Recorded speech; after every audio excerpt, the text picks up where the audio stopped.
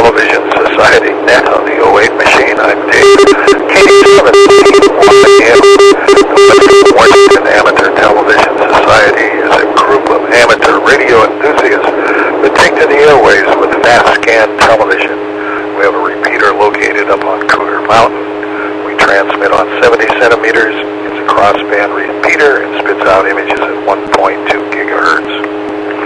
We also utilize the 08 machine,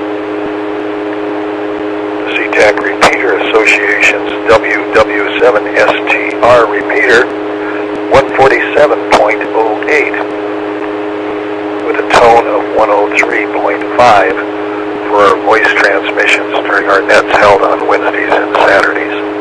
Also, if you want to find out more about the Western Washington Amateur Television Society, Google WW7ATS. That's Google WW7ATS.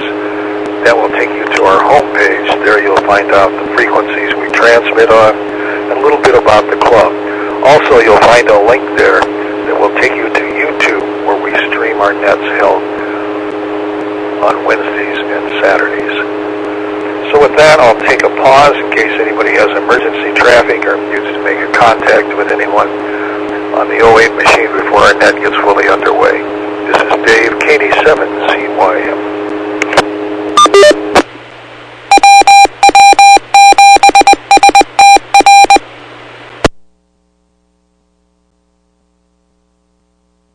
Hearing none, again, this is the Western Washington Amateur Television Society net on the 08 machine. I'm Dave, KD7CYM. So far checked in by video link is Ron, KD7QKU, Richard, K7ITX, Jim, N7QO, James, WU7N, and myself, Dave, KD7CYM. If anybody else would like to check into the net this evening.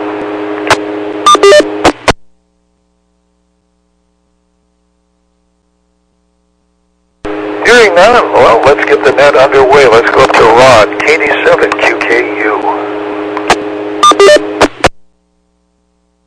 Okay, thank you, Dave. This is Ron, KD7QKU. Good evening to the group. I think our group is getting smaller and smaller these summer days, summer evenings. Dave just mentioned a minute ago, it's already dark out here. It's just 8 o'clock and it's dark. I think fall on its way. It was kind of cool this morning. I think it was about 56 degrees when I got up. I don't know. Richard, are you there?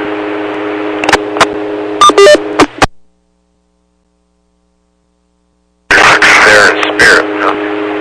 Well, we were talking about my wife, Joanne. James probably knew. She kind of passed out, hit her head. Well, I brought her to the Tacoma emergency room, and they kept her for a couple of days. This has happened before, where she passes out. They were trying to figure out why. They really didn't figure anything out, I don't think. But she seems to be pretty much back to normal. That's usually the way it is. She passes out and then, kind of comes back to normal. She's a little reluctant to drive very far by herself now, so I'll be accompanied for a while till she builds up her confidence again. So anyway, we had some company. Joanne actually had the company. When we were in Bellevue, we went to the Lutheran church, and she and this lady named Carolyn, they were on a few committees together, especially at Christmas time. They collected stuff and gave it to, nursing homes, places where people with new babies came and could get things, and then some retirement centers. The church would, they had a Christmas tree, and they would hang a tag on the tree, and people would take it, and they would buy the gift and then wrap it and bring it back, and it would be for different places. Well, Joanne and Carolyn did that for a couple of years, so they became good friends. Her and her husband lived in Woodridge, and they sold their home, and they moved to Vancouver. He likes to play golf. They bought a house on the golf course center. So he was coming up here to play golf with some friends, and so he dropped her off at our house, and Joanne and Carolyn went to lunch, and then he came by later and waited for them to come about the same age. He has a bunch of medical conditions like we all kind of have. So anyway, nice guy. His name is Jared. So that's about it for now. KD7QKU, back to that.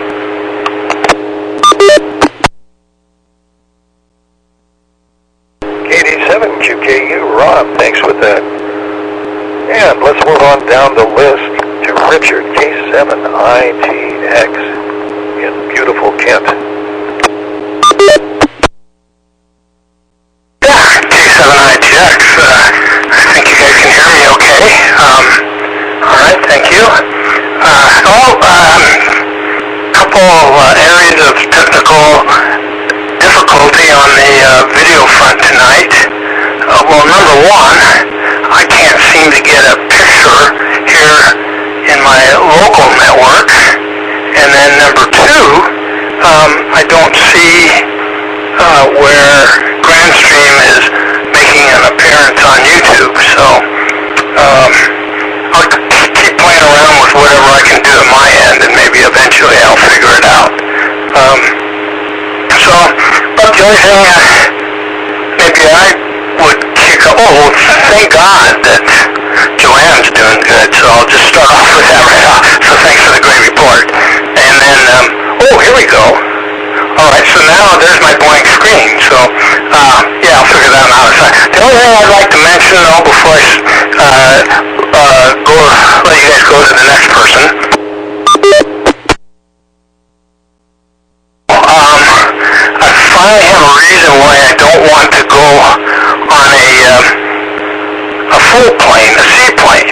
You know, every time I see those things, fishing out in the bay, they'd fly over my head, or even over the house, I thought, well, wow, that's the kind of plane I'd like to be in, because at least there'll always be a place to land around here, in the water, with the pontoons.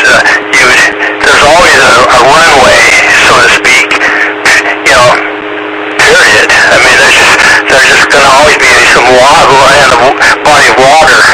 However, now, the last report I heard that kind of shook me to the core a little bit is that there could be a problem with the Beaver or the Otter float planes structurally, where they are modified,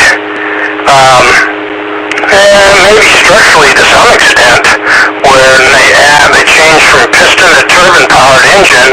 It changes the center of gravity, and they have to extend the nose of the plane.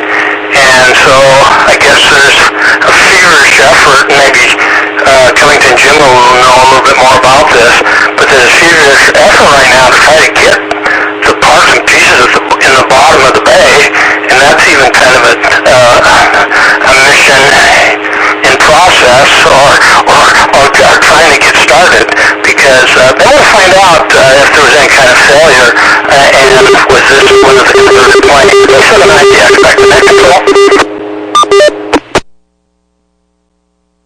ITX, thanks for that. Let's go on to Jim, N7QO.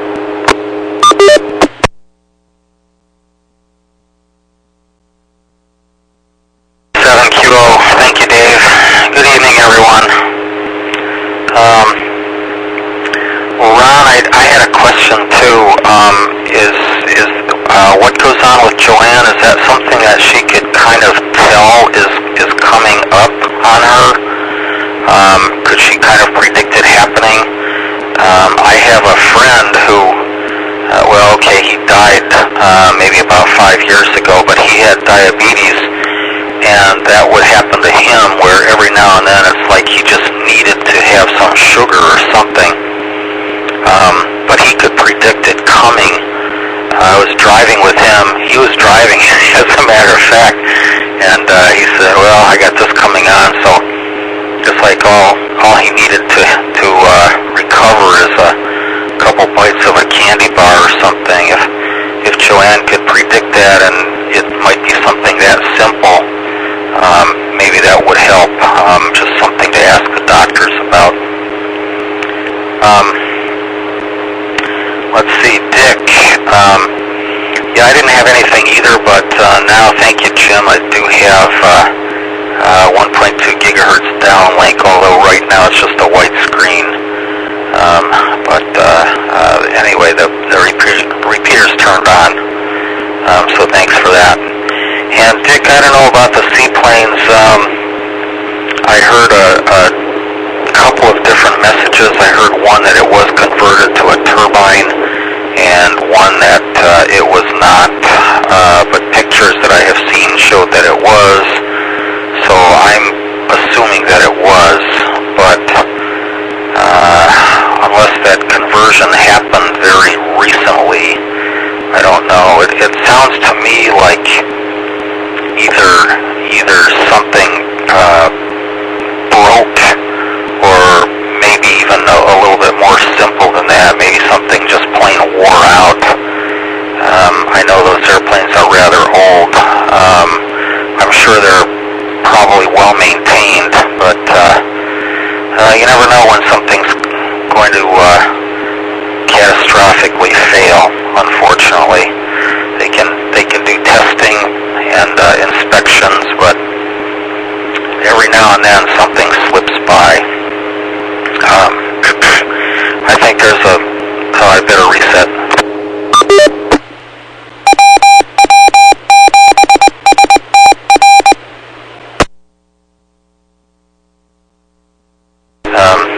Every now and then something happens that slips by the inspectors, and hopefully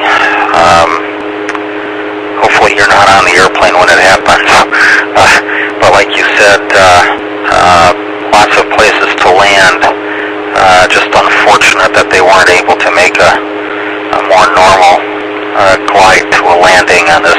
So I don't know. Hope they find the wreckage soon and figure out what went wrong. It will certainly be something that they could inspect on similar aircraft. But wow, what a tragedy. Back to you, Dave, and 7QO. 7QO, again, this is the Western Washington Amateur. Society Net on the 08 machine. I'm Dave, KD7ZYM for an ID. So let's go to James, WU7NW. Well, thank you, Dave. My sister's highly scientific advice was never get on a commercial airliner with a soccer team. You know that's definitely not a thing to do. Anybody who read the book Survive knows her reasoning. Mine is you never get on a small airplane with famous people, like a wine magnate, a famous actress, and a famous activist. I mean, that plane's it's going to end up on some island out in the middle of nowhere in another dimension. You just know it's going to happen. I call that policy by CNN. Actually, those kinds of little short puddle jumper flights are usually very, very safe, and the most dangerous thing is driving to the airfield. But I guess it's all a matter of perception, isn't it?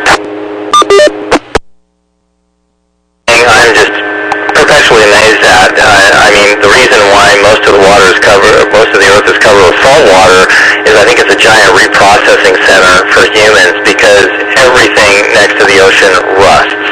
I flew a small aircraft when I was in Hawaii, and it's interesting what the acceptance levels of risk are, because there was corrosion all over that aircraft that would have redlined an aircraft at Reading Municipal Airport, and they just considered it, well, that's just the way airplanes are out here. And, I jumped up and down on the pieces, and, well, I guess you'd say the aluminum is still there, but I guess if you let anything go long enough next to the ocean, it's eventually going to rust through. That's what it's supposed to do, I think. When I was out at Ocean Shores, there was relatively new construction, and they had used wood screws on the outside, and you could just see the wood screws were just turning to little blobs of rust because they didn't seal the wood screws or do anything to them when they put them into the wood. And so it's like a 3 to 5 year life, and that screw is not going to be holding the wood up anymore. Anyway, I don't know. I have no idea what happened. I'll be really interested to read the NTSB report, because it certainly sounded like it wasn't like it was trying to land or something. It just came straight down out of the sky, and the most they could find of it was a couple pieces of metal. That's really a hard hit. But Ron, one thing you might consider. I have no idea what's going on with Joanne there, but I'm hearing about people getting alert dogs, and they're training them to alert on all kinds of medical conditions, including things like, epilepsy and things like that, which to me is just amazing. How does the dog know your brain's about to short circuit? And I guess it's just because dogs look at our faces. They actually look at one side of our face, and I guess they just can figure it out, and they will alert so that people can take extra medication or whatever it is you do in that situation. But I think that's absolutely amazing.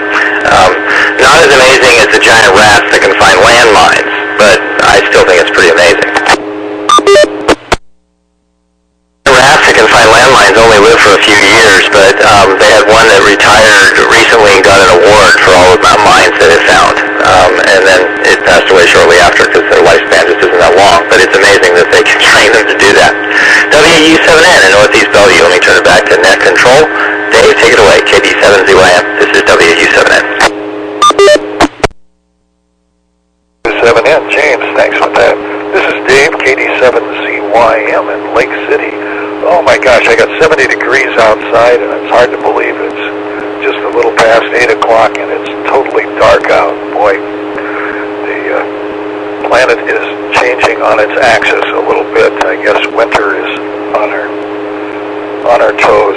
Well, today I got out for a nice walk in the neighborhood, got some stuff done around the house, and watched a little television news. Amazement of what's going on in the world of politics. Kind of mind-boggling. And let's see. As far as that float plane, I guess my only thought on it is they said it took a nosedive and went right straight down. I was thinking possibility it could have been a medical event where the pilot collapsed on the yoke, causing the airplane just to nose down into the water. That's just one theory I have, but that's just a guess. And then there's many, many technical issues that could probably be with that. So this is Dave, KD7ZYM. So let's go back up to the top with Ron, KD7QKU. Okay, thank you very much. This is Ron again, KD7QKU.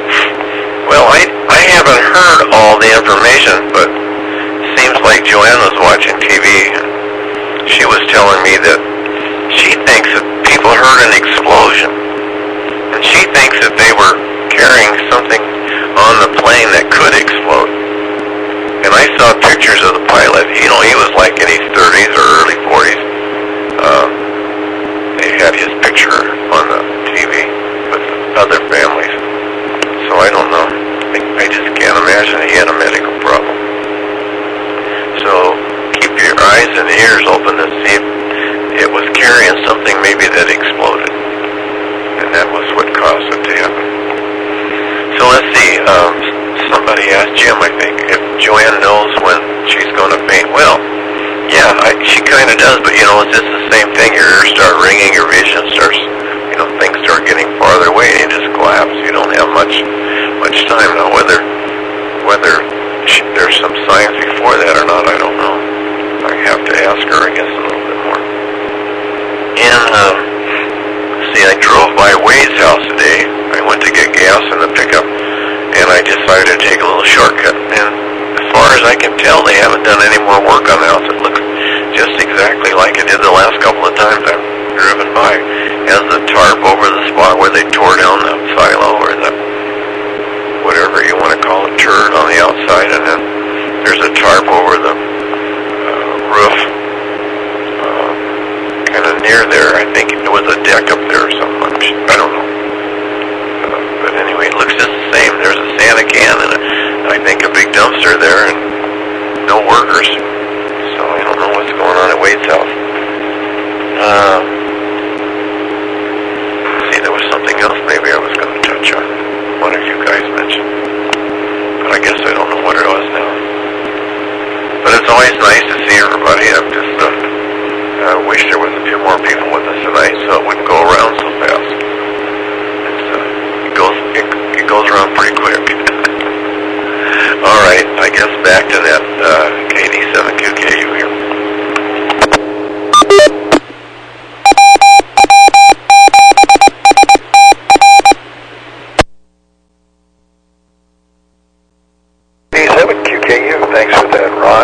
And time to get an ID in again. This is the Western Washington Amateur Television Society net on the 08 machine. I'm Dave, KD7ZYM. So let's go to Kent, to Richard, K7ITX.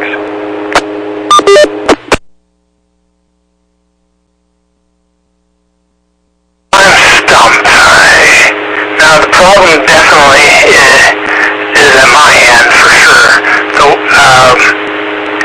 The white screen is, I believe, a function of no video signal coming from the ground stream, and I'll accept responsibility for that failure for the moment.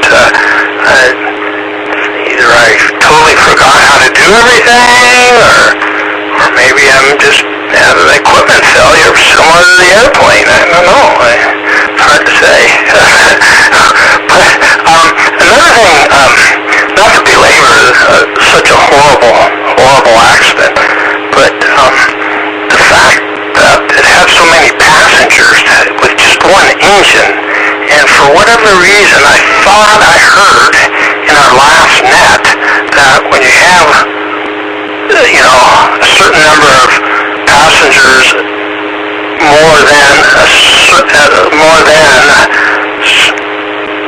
2, 3, or 4, and there were more than that, then you have to have 2 engines. But maybe, I don't know, I could have totally misunderstood that situation. So anybody can help me sort that out. I'm kind of curious if I can look it up too as well. Let's see. Other than that horrible accident, I think part of my problem tonight, if you want to know the truth, is the YL is out of town. She left yesterday and she's gone today, and she'll be gone tomorrow. So I am, it's kind of sad if you want to know the truth.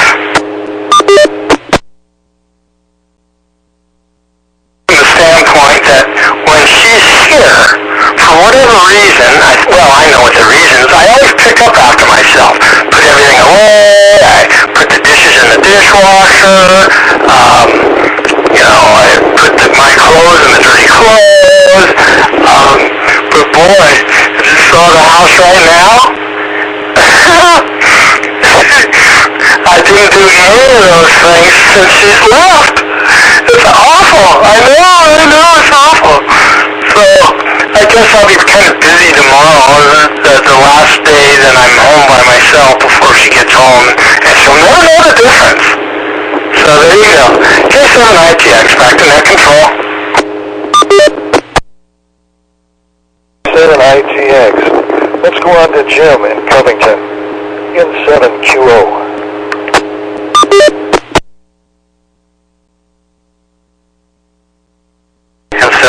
Thank you, Dave. Okay, Dick, I've got to jump on that one right away. Don't touch anything around the house, and that way your wife will see the place as a total disaster area, and that will make her feel appreciated when she gets home. How does that sound? No? Well, I tried that before, and it didn't work all that well for me either. But that's my thought. I mean, it sounds perfectly reasonable to me, doesn't it? I don't know.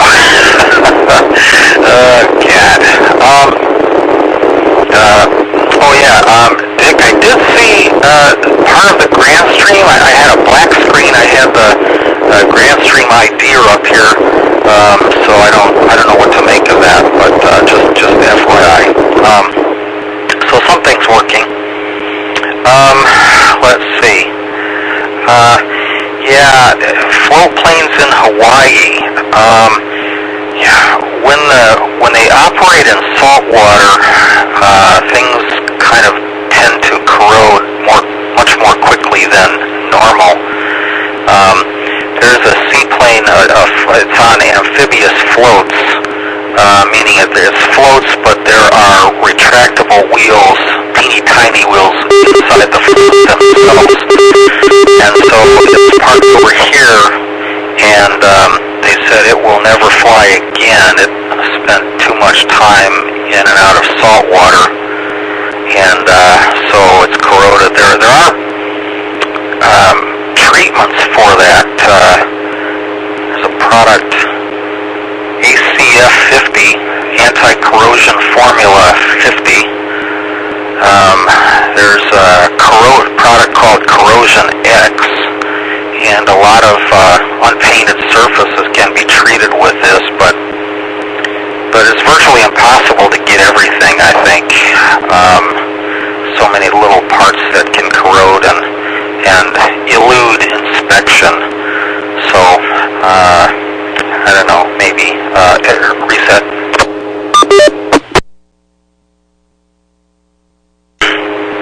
And Dick, regarding all of that, what's required, that crash with Buddy Holly, I seem to remember it was a night flight, and it was in lousy weather, and some of the regulations changed, so depending upon the sort of operation, whether it's day or night, whether it's good weather or bad weather, there are different requirements, and there are differences as well depending upon when you need more than one pilot, when you need more than one engine, and when you need a flight attendant or more flight attendants. This particular airplane is a large single-engine airplane. I didn't look up all of the details on it, but it's not the typical Bush-type airplane. It's actually larger. But I would guess that particular engine is producing on the order of 600 horsepower or something like that. The typical turbine engine for an aircraft like that would be able to do that. So it probably had plenty of horsepower. Whether or not it could carry all the weight is a different matter, but they were going on a very short flight, so it's not like they needed to load a lot of fuel on there. And what we do is, depending upon how many passengers and cargo we have on the airplane, we can adjust our fuel load. Sometimes we need more fuel, so we can't put as many passengers or cargo on the airplane as well. So there's really kind of a rather lengthy set of regulations on that. But I think the weather is good, and it was day, so I don't know. I think they do that all the time with just a single pilot, a single engine. Not uncommon. They do it with excellent safety virtually all of the time.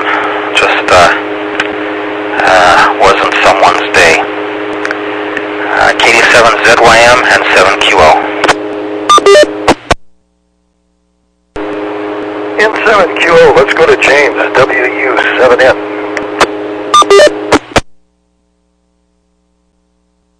Thank you for showing us that bottle of the ACF 50. Since I'm assuming that's approved for aviation use, you probably keep that in a special safe, because the cost of that bottle is it's like 90% of the cost was getting it approved for aviation use.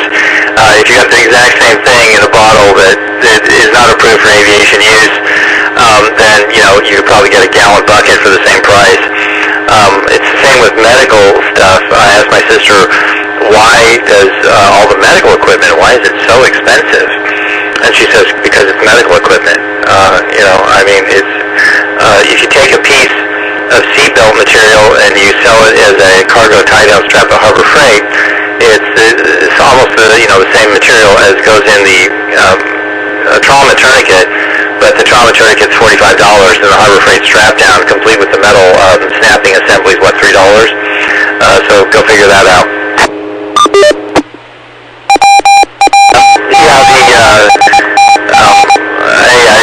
It is quite a tragedy. It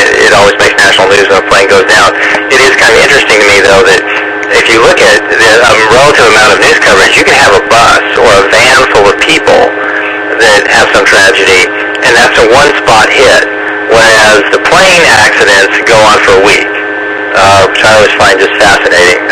But plane accidents and shootings, I also have just been kind of tracking. It is bigger news up in Canada, but I don't know if you guys know, but the two crazy people went and stabbed people with knives up in one of the nations way up in the north part of Canada. And it's big news in Canada. If you go to a virtual private network and you go see what's there, it's receiving a lot of coverage. Here in the lower 48, it's gotten almost no coverage at all. And I asked a friend of mine, I said, what if it had been a machine gun? Then it would have gone on for weeks and you couldn't be able to get away from it. It fascinates me that it all depends on the details of the news story, how long it runs. There seem to be certain news stories apparently that get more clicks and hits and more ratings than other kinds of news stories. And if it had been just some mining disaster or something, we probably would have gotten barely a mention of that on one news show. Well, anyway, I see it's 33 after the hour. Dave, maybe you should ask for visitors since we got such a light turnout tonight. Maybe someone's listening to us, and then we could get some new people on. WW7ATS, take it away, Dave. WW7N, yes, and it's the Western Washington Amateur Television Society. That's on the 08 machine. I'm Dave, KD7ZYM. And with that, I'll pause. Is there anybody who would like to join with that?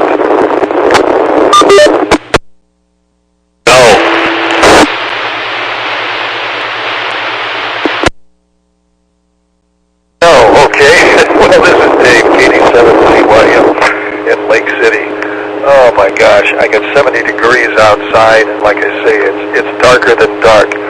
But talking about float planes, first job I had when I came to Seattle, or assignment, was to get in a float plane and document I-5 from Everett down to Olympia.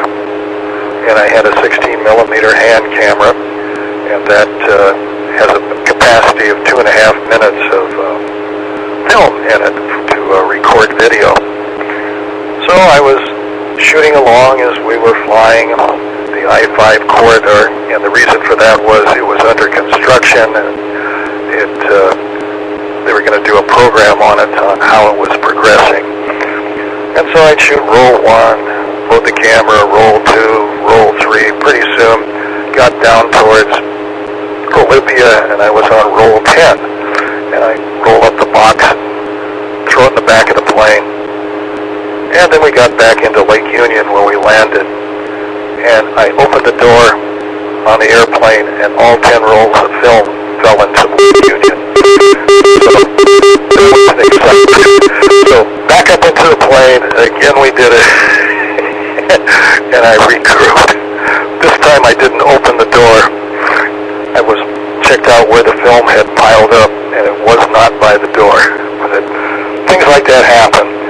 Anyway, my ignorance, but things are happen. This is Dave, KD7ZYM. Let's go back up to Ron, KD7QKU. That sounds quite a happening there, Dave. KD7QKU here.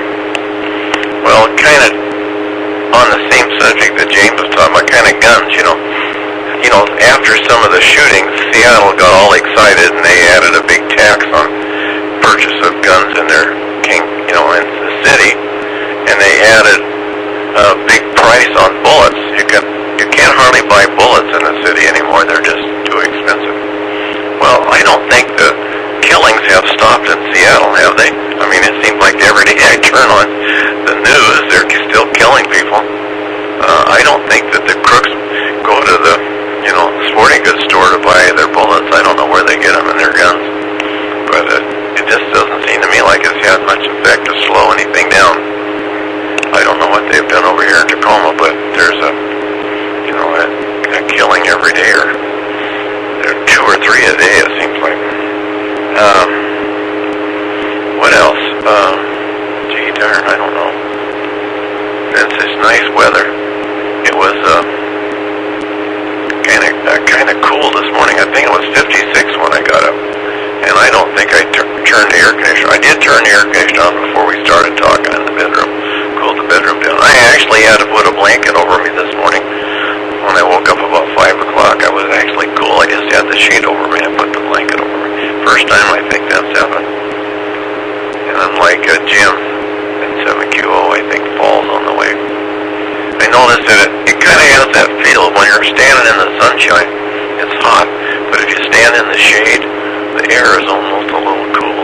And that's kind of what happened. We always went hunting in the fall. That's the way it would be. That air that kind of passes over you would be nice and cool. Okay, back to Ned.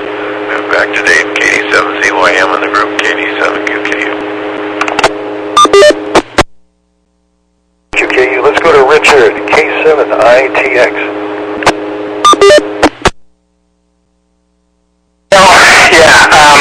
I'm pretty sure I know what's going on with the widescreen, and that's, I'm sure, coming from the situation here from Grandstream. And I'm going to blame it on my software computer situation, and I'll blame it on the YL not being here. I'm so discombobulated that I actually did things kind of backwards. Normally I don't have to monitor watering the grass right before the net. Well, that was my job, tonight, and so, I thought I had everything squared away, and no, I didn't, and next thing you know, I'm pulling the HDMI cable in and out, and boy, if you want to really screw up your video transmission on a laptop, just put your HDMI plug in and out about 3 or 4 times, and so I think we can blame that on my wife and the widescreen. Because otherwise I would have done everything in the normal working order that I always do. Next net though, I don't expect to be discombobulated. In fact, we're going to kind of do a relay race, me and the YL, as she is showing up on Friday. I pass the baton to her as I leave for Portland. And so when I give you guys a report on Saturday night, I hope that I'll be able to talk about how great our new engine in the Datsun 510 is doing, and that we just cleaned everybody's clock. There are going to be, we have the time trial at 10 o'clock, and then the first race at 1, and the second race at, I think, 4. And so I hope to report that we won the pole position, and we got first place in both races, and that we hope to clean sweep on Sunday. So we'll find out. And of course I won't know what Sunday's results are. I met with the owner today of the car, and he's already looking forward to Sonoma, California, which is the end of the month, and I'm pretty excited about that. I'm glad he is, and they're even talking about getting down there early enough to put in another different engine, but not at the track, at someone else's garage down there, which would be a lot more, makes more sense, and it'll be worked out in advance by the engine builder, and the guy who owns the shop he's always trying to get our business and others around Seattle. It's quite a profession down there in the Bay Area, or California in general. They have such good weather all the time. They just race 12 months out of the year, where we're kind of stuck to 3 or 4. Okay, K7ITX, back to net control.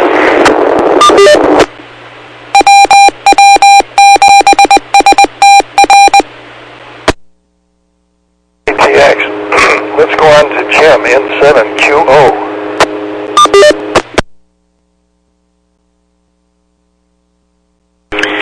N7QO,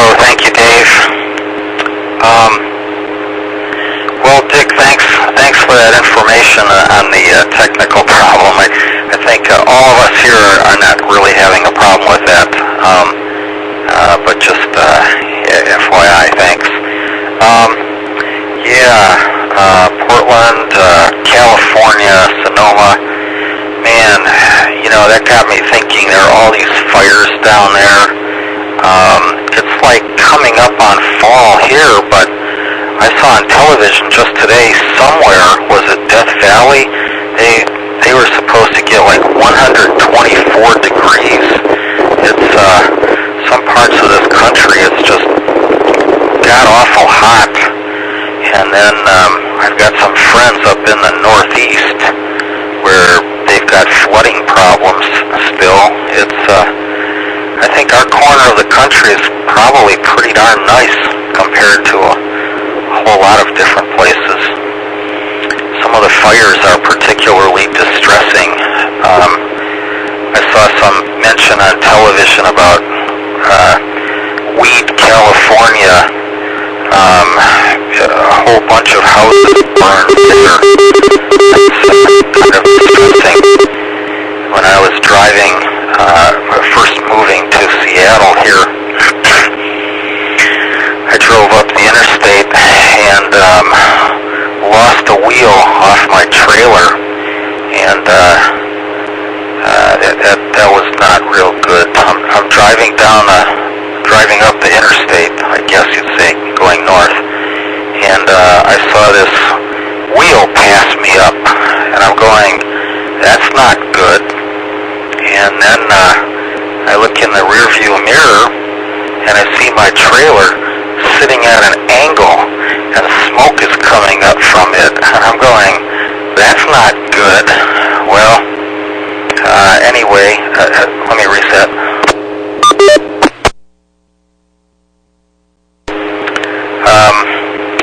We got the thing trailered to Weed, California, and they got it repaired. I had to drive, where did I have to drive to? Medford? I drove somewhere to get a new axle for the trailer. Otherwise, they said I'd have to wait about a week for a truck to get the parts to Weed. But man, that's kind of frightening that one day you can kind of wake up and the whole world is on fire. We might be fall coming upon us, but I think of some of these things going on elsewhere in the country. Just very, very odd this year. The weather seems to be strange. Let's see.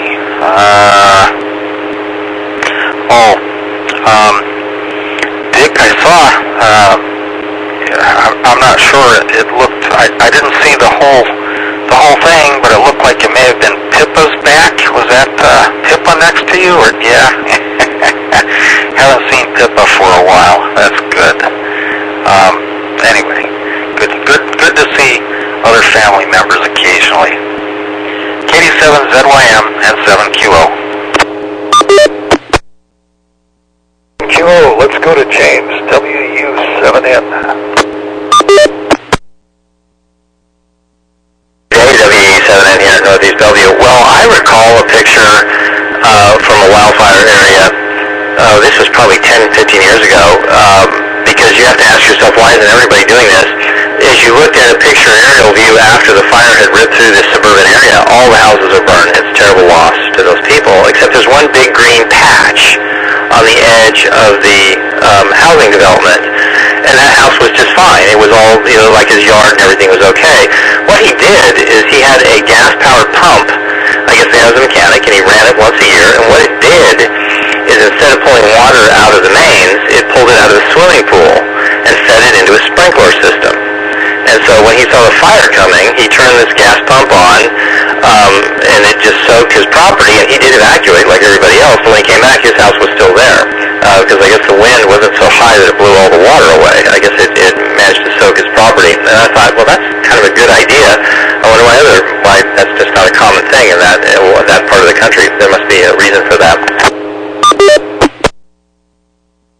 Film story reminds me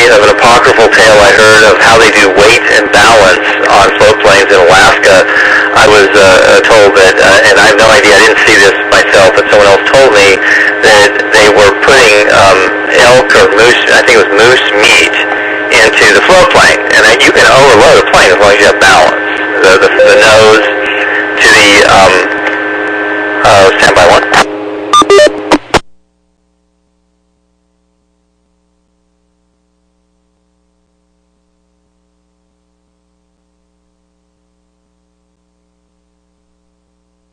Got a low battery warning on my PC, but I'm plugged into the power, so I don't know quite why it's doing that. So I might go off the air here in any moment. We'll have to figure that one out. Well, anyway, so what they did is they were loading the meat on this float plane, and what they did is they just kept loading it on and loading it on. And if the float in front started to go like this towards the nose, well, they would put more back towards the empennage, and it would kind of teeter-totter the other way. And they just kept loading it on until the float got below the water. And then the pilot goes, no, you got to take a little bit off. So they took a little bit off until the front part of the float was just a little bit above the water. So they could hydroplane above the water when the plane engine started. I thought, that I don't think is an FAA-approved, type-certified method for figuring out weight and balance on a float plane, but supposedly that's how they did it. You know, you talk about parts coming off your car, Jim. I recall reading in risk analysis of the space shuttle about the time they shut the space shuttle program down. And when they started the program, they actually thought the risk per flight, when they looked at everything that could go wrong, your mean time between failure and all that stuff, was actually much, much lower than what it turned out to actually be. And this came into light after the first disaster, and then after the second disaster, they found even more things.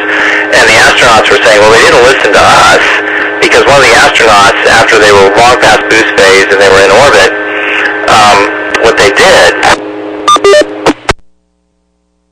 the window, and they see floating past the space shuttle, past the window, with an aviation fastener. And they're going like, okay, all that stuff should have fallen off way back down during boost phase. Here we are in stock orbit, and we got our own parts flying past us in the orbit. That's not a good sign. So I thought that was kind of funny. No, Ron, this has got to be true. I read it on the internet. There's a thing, that replaced food stamps called electronic benefits transfer. I studied this when I was in school, and it's an electronic card by which you can buy, food and other necessities if you apply for it. I read you can buy ammo with it and get exempted from that Seattle tax. Don't know if that's true or not. So, anyway, you can check into that yourself and see if that's true. Maybe not. Anyway, WW7N. Take it away, Dave. 7N, this is KD7ZYM, and this is the Western Washington Amateur Television Society net on the 08 machine. Well, on the subject of aviation, I got a story I can tell from the Alaska pipeline. The first pumping station blew up, and they got a hold of us at Como TV in Seattle and wanted us to get up to Alaska. Somehow, I guess when you're in New York, Seattle is 50 miles from Alaska in their mentality. So anyway, okay, we had changed over to video, and so took a 747 commercial flight up to Fairbanks. Then from Fairbanks, chartered a twin to go up to this explosion. And then the problem was it was all foggy out. But, the bush pilot mentality from Alaska is just unbelievable. So the guy says, oh, no problem. We took off from the airport in fog, climbed above the clouds, and we must have flown for about 45 minutes. And all of a sudden, he says, I think we're here. And I says, where? And he says, this pump house should be just below us. And I looked out the window, and the clouds just parted. Unbelievable. And we did a 360-degree loop around the pump house explosion, probably from about 300 feet up in the air, and it really made some dramatic pictures. Then rushed that back to Fairbanks to transmit it to the network feed to show the world what happened up there. And here again, it was all clouds until got to the runway that we were going to land, and then I don't know how he found the landing strip, but we went down through the clouds, and there was the runway, thank God. And then we made it into Fairbanks and got the 45 seconds clip of circling that pump house explosion. And the networks used about 30 seconds. So I don't know what it cost them for all of this, but anyway, 30 seconds of video they got on the air and beat their competition. So that's because we only live about 50 miles from Alaska, from Seattle. So this is Dave, KD7ZYM. So with that, I'll send you back up to Ron, KD7QKU.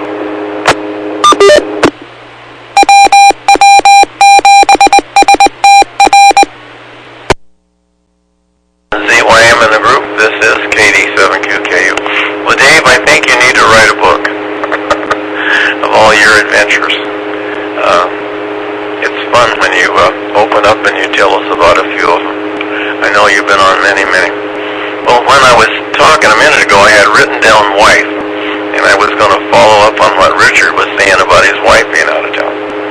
So my wife was gone for a couple of days, and it's just amazing. You take everything for granted. I mean, the bed gets made, and then you go out to breakfast, and the fruit is peeled and put in your bowl, and breakfast is there. So when she was gone, like, well, where's the fruit? Well, the peaches are over there in a basket, but I have to peel them and slice them and eat them. Do I really want to do that?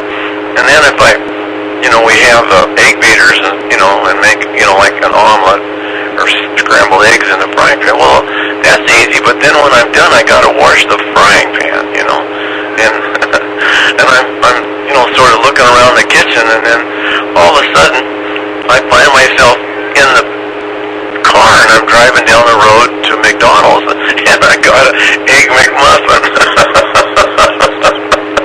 I just couldn't bear the thought I was going to have to clean all that stuff up after I did it. You just get so used to your wife. We do take them for granted, at least us married guys. I'm telling you, you single guys are probably not as spoiled as we are, but I know I'm definitely spoiled. It just, everything just magically happens. It's pretty nice, but when you have to do it yourself, it's tough. So, anyway, what else did I write down here? Oh yeah, that's what I had written down. So. But yeah, Dave, I think you should, every day you should sit down in a notebook and write a story of something that happened and then have it published. My brother did that, about when he was growing up. Oh my goodness. He lived on the Yakima Indian Reservation, and my mother had a restaurant, ran a restaurant out there, and he had quite a life. He really did when he grew up. He tried to run away from home one time and catch jump on the freight train and with his bag of clothes, on a stick like they do in the movies. And he said that he couldn't go because our mother was running after him and she was going to go with him. You can't go join the hobo camp and take your mother along. And then he had one story where our sister, of course I wasn't born I guess at the time because he was 14 years older than I was, wanted to go into town or something, probably into Wapata or Top Mix or someplace, and they had an old car. I actually think it was a Model A, but I don't know for sure. So he told her, yeah, no problem, I can drive, I can take you in there. Well, she wanted to go real bad. He was younger and the girls were older, and so they said, oh, you think you can drive? Oh yeah, no problem. So anyway, he rolled the Model A over, I think, going out the driveway and turning onto the street. The dirt and gravel roads over there in those days. So I guess when his dad came home, the car was laying on its side. He was a little bit upset, but he could tell you story after story, and he could tell you a story about the Indians because he grew up with the Indians and some of the traditions that they had and the things they did. But he wrote a book, and each day when he got old, he sat down and would write down one thing that he would think about it. And one of his daughters, I think it was Sue, had it printed, put in and sent out to all of us. It was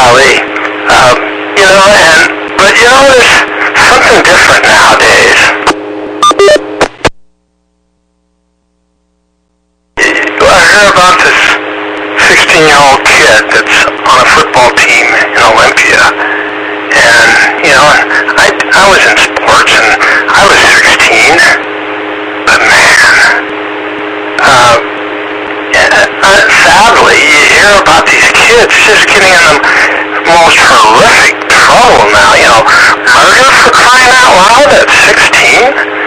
God dang it, Ron. Those kids over by your house in Raymond Hall, it's crazy what they do nowadays.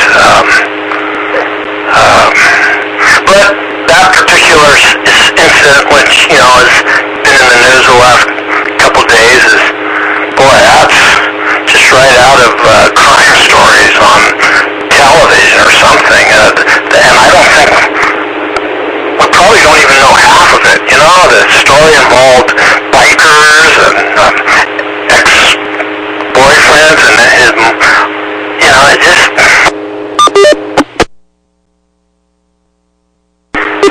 So, I don't know what goes into the minds of young children at that age. I can understand why legally we have to treat them differently in criminal situations. They're not developed, no stinking way. And even at 21 and 22, 23, it's pretty marginal that you make the right choices and don't snap and do stupid things, which they do, and which I did as well. Now, I think there's something about when you hit 30, I don't know what it is, but life does change. K7ITX. ITX, and life does change. This is the end of the net. We'd like to thank the owners and operators of the 08 machine, the SeaTac Repeater Association, for allowing us to use the 08 machine, WW7ATS Repeater, for our voice transmissions held on Wednesdays and Saturdays between 8 and 9 o'clock. So on behalf of the Western Washington Amateur Television Society, this is Dave, KD7CYM, terminating the net. Good evening all.